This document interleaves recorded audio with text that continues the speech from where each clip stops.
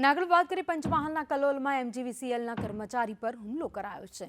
વીજ બિલની ઉઘરાણી માટે કર્મચારીઓ ગયા હતા। એરોલમાં વનરાજભાઈ તેડસી પર લાકડીથી હુમલો કરાયો છે। બંને કર્મચારીના હાથ અને પગમાં ફ્રેક્ચર થયા છે। કર્મચારીઓને હોસ્પિટલમાં સારવાર માટે ખસેડાયા છે। ઘટના સંદર્ભે ફરિયાદ કરાતા પોલીસે તપાસ હાથ ધરી છે।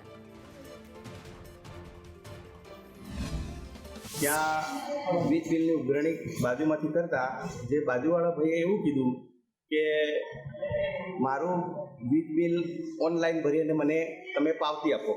હવે વીજ બિલ આપણે ઓનલાઈન ભરીએ તો એને આપણી એમજીવીસીએલની પાવતી ના મળી શકે, તો એમજીવીસીએલની પાવતી તમે કેમ નથી આપતા એમ કરી અને લાકડીના બંને ફટકા મને માર્યા અને મારા સાથી કર્મચારીને પણ લાકડીના બંને ફટકા મારેલ।